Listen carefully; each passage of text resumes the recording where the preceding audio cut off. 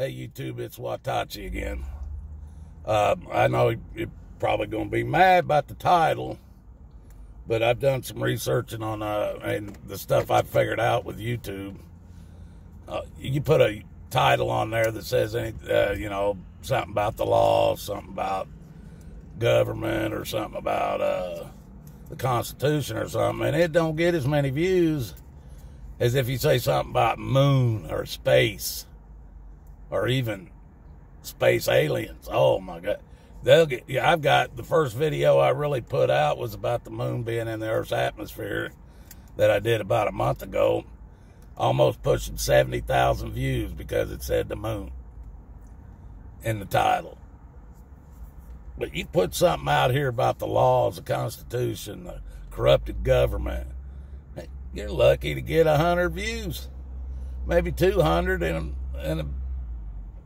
in a year, because whether it's algorithms or whether it's people they don't understand it, don't want to understand it, or don't care. I don't know what it is.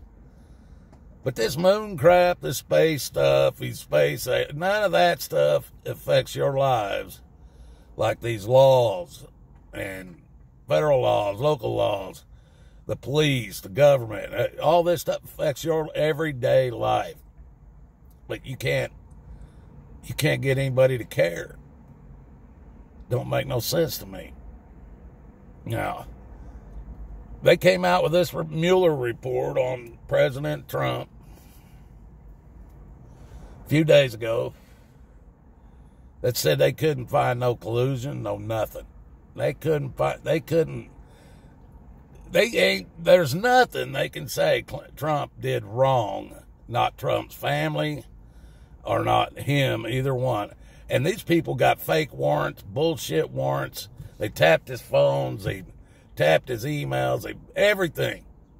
They said somewhere between $40 and $90 million trying to come up with something to impeach him on.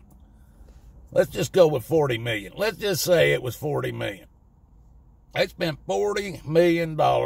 Some of these clowns traveled all over the world trying to come up with evidence that he colluded with Russia in order to swing our election into his favor. Nothing. They came up with nothing with $40 million. Now, we didn't have to spend a damn dime to find out what Hillary Clinton did during the election. Not only did she destroy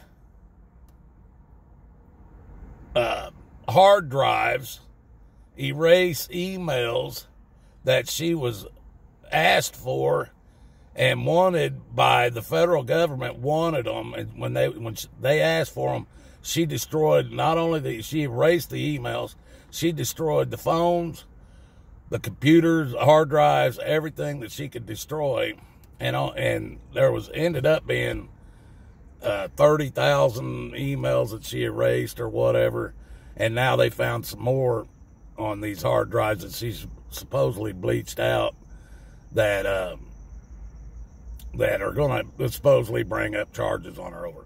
I don't believe it, but during the election, she did all that. She also came up with this dossier that the Clintons paid for through the Democratic Party, which ended up being all bullshit.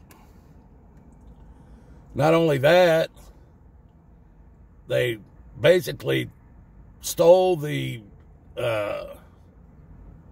Democratic nomination away from Bernie Sanders because they thought he had a better chance of getting it than she did.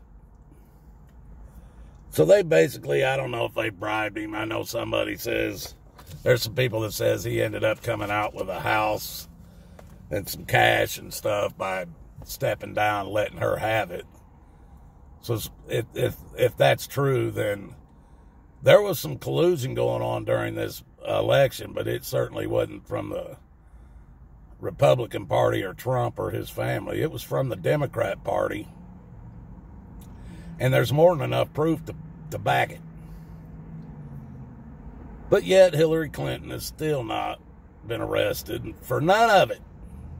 None of it. She committed many, many, many, many felonies that she lied to Congress. She lied to the FBI. She lied to damn everybody. That if me and you would have just done one lie to the FBI, that's a felony, and if they would have been able to prove it, they'd have locked us up. Period, plain and simple. But she can do many.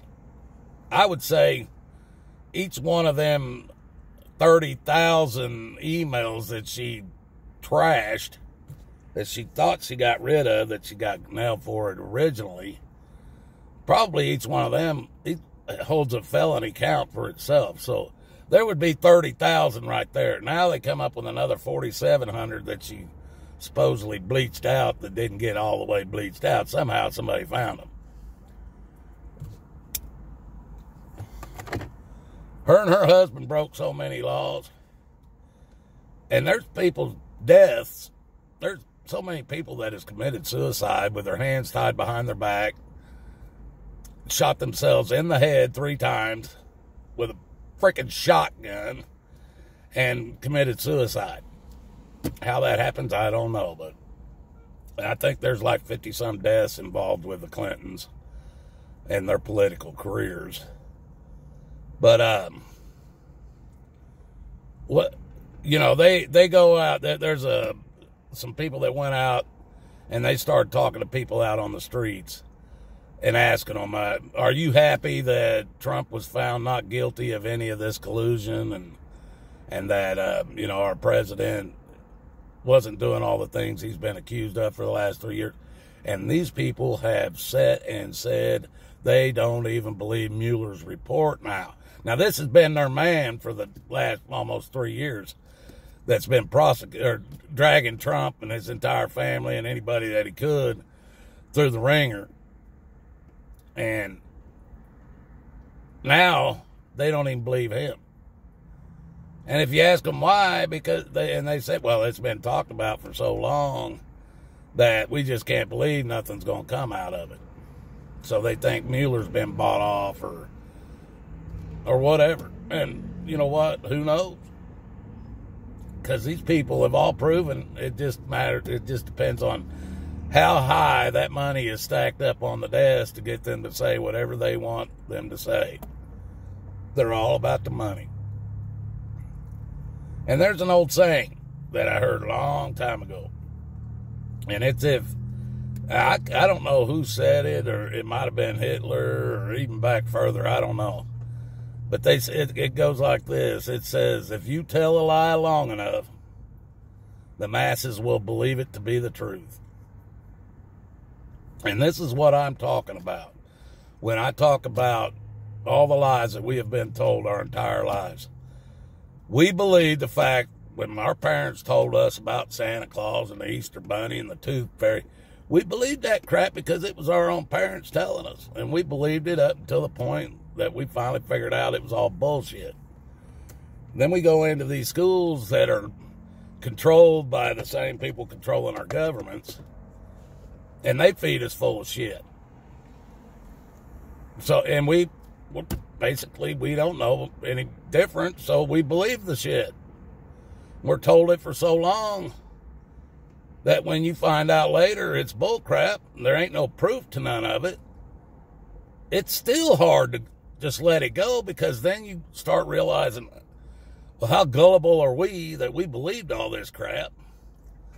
Just like this Earth being a ball that's flying through space and all this endless space, a vacuum of space, all this bull crap that nobody has been able to prove in at least 400 years and billions of dollars, maybe trillions of dollars. They can't prove none of it, but there's some people that can't let it go. It don't matter how much facts you stack in front of them. They cannot let it go, because if they do let it go, then they have to admit how stupid they have been. Well, I was one of those stupid people. I believed that shit wholeheartedly. I believed in aliens. Hell, I figured there was already aliens here, and I used to watch Ancient Aliens every weekend on starting Friday night on damn History Channel or whatever channel it comes on. I don't pay no attention to it no more.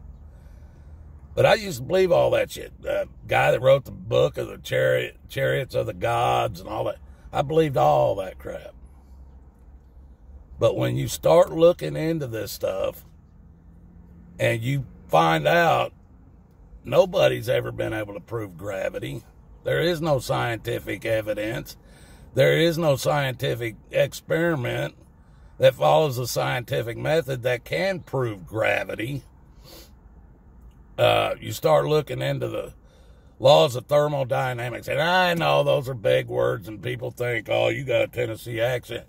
Yeah, ain't no way possible you could understand anything about thermodynamics, entropy, or anything like that. There's no way. You're too big of an idiot. We can tell by your accent. But that couldn't be farther from the truth, because it's not that hard to understand, people. It's not that hard to understand. Just because they use big words, they only do that to try to confuse you even more. Well, they do this same crap with the laws. They do this same crap with the laws. They change definitions to words that you use every day so that they can tell you something, say something to you, like all individuals owe federal income taxes. Well, if you go into the IRC code book and you look up individuals, it talks about corporations. Well, you look up individual in any definition of any dictionary that you had during while you was going to school, whether it be college or high school years or whatever, it don't say anything about corporations in that definition of individual. But they do this so that you cannot understand what the hell is they are saying. So they can make you believe something, even though they know they're telling you something that's totally different than what you're hearing. It took them, I think from when I researched it, 25 lawyers. I don't know how many years, but 25 lawyers worked together, changing definitions, writing that federal laws on federal taxes, which came up with the tax laws and the IRC code book, which is 70,000 pages deep. It took them 25 lawyers using big words and definitions that we have no clue about to write that shit and make it so confusing that there ain't no way in hell you'd ever understand it. They did that for a reason. Because then they turned around and told you ignorance of the law is no excuse. If you don't understand the law, it's your fault. Well, it's not your fault, people, because you asked the Internal Revenue Service for a copy of that code book, and you can't get it. You can't buy it. You can't download it anywhere. Now, you can download, they'll send you copies of pieces of that book. You won't have no definitions in that copy. But you can't get it. That's because they don't want you to understand that what you're being told is basically a bullshit lie, and it's only a lie because they've hidden the definitions from you. So you believe it's the truth. Just like all federal taxes or income tax is a volunteer tax. Look it up. I've seen videos where Harry Reid himself states that the federal income tax is a voluntary tax. High up people in the IRS who no longer work for the IRS have come out and said it's a voluntary tax once they figured it out. People travel around the country trying to convince people of it, and they can't do it because people are scared of the IRS. And that's the same way with even all these other laws. Where you get a traffic ticket or something like that. You can go on my YouTube channel and you will find a video where there's a Ohio State trooper pulls me over. He writes me a ticket for not having my seatbelt on. And when he hands me the ticket, he asked me if I have any questions. And I said I asked him what his name and badge number was. And I asked him if I had my seatbelt on when he pulled me over, and he says yes. I used that video in a court down here in Ohio and used it to beat that police officer and the prosecutor's office in that ticket, made them both look like idiots in front of the judge. The judge had to dismiss the ticket. Now, that cop stood there when I had him in front of the judge asked me if I had any questions for him. Said I only got 2. Judge told me, go ahead and ask them. Asked the cop straight up, have you ever pulled me over? Have you ever met me other than when you wrote this one ticket? And the cop said, no, I've never met you before in my life, never seen you before this day. I said, all right. Have you ever admitted that I had my seatbelt on when you pulled me over and wrote me this ticket? And he looked at the judge, said, no, I haven't, Your Honor. If he had had that seatbelt on, I wouldn't have wrote it. And I turned and looked at the judge, and I told him, Your Honor, if you'll let me turn on my phone, because we weren't allowed to have our phones on inside the courtroom. Said, if you allow me to turn on my phone, I'll show you a video where this police officer is standing here in your courtroom perjuring himself right now. And the judge looked at me and said, go ahead, turn your phone on, show it to me. I showed him that video. And he looked, I turned around, looked at the prosecutor, the cop, and the judge. They all three, their jaws dropped wide open. They couldn't believe I had a video of this cop stating that I had my seatbelt on. At the time, he was giving me a ticket for my seatbelt not being on, and him stating that I had it on at that time. The judge had to dismiss all charges. Now, before I went in front of that judge, the prosecutor's office pulled me into the prosecutor pulled me into his office, had the several other cops sitting behind me, and several attorneys sitting around me in that room, because they were all talking about other tickets and stuff. But they called me in there, and the prosecutor asked me, or he told me, he goes, if you'll plead guilty right now, I'll only charge you $25 for this seatbelt ticket, and you can leave. I said, I don't make no deals with the devil, or the devil's herd. And he, what do you mean?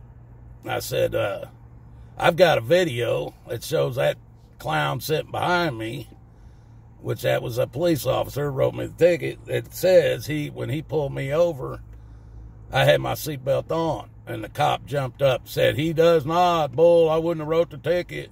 And I looked at the prosecutor and I said, do you want to see that video? And the prosecutor looked at me and said, nope, I'm not playing your games. And I said, all right. And he goes, you can show it to the judge. And I got up and walked out of his office. Well, when I showed it to the judge, he didn't believe I had it. And when I showed it to the judge, he about fell over, because I did have it. Well, this is the kind of things I'm talking about. Now, in the process of doing this ticket, because according to the Constitution, if I broke a law and I've committed a crime, I have the right to understand the proceedings and the charges being held against me. I have the right to question my accusers, and I also have the right to a jury trial if it's a criminal charge. So I asked the judge, when it first asked me how I plead on it, I said, well, I got a couple questions first, Your Honor. Is this a criminal charge? And he said, yeah. I said, okay. According to the criminal law, I have the right to a jury trial. Well, he said, oh, well, no, this isn't criminal, it's traffic. I said, traffic law? There is no such thing as traffic laws. Those are codes and violations. They're not even, it's not a jurisdiction. Well, he didn't know how to deal with that. Well, come find out, I was actually being prosecuted under what they call maritime admiralty laws, which is corporate laws. And when you find out, in order for you to find out what jurisdiction they're working under, then you can't fight your case. But you have the right to understand the proceedings and the charges being held against you in that court that day. They won't answer them. They won't answer them. So you don't make a plea. If you make a plea, then you're given them jurisdiction to charge you. I wasn't going to make a plea. So the judge himself decided he was going to make a plea for me of no, not guilty.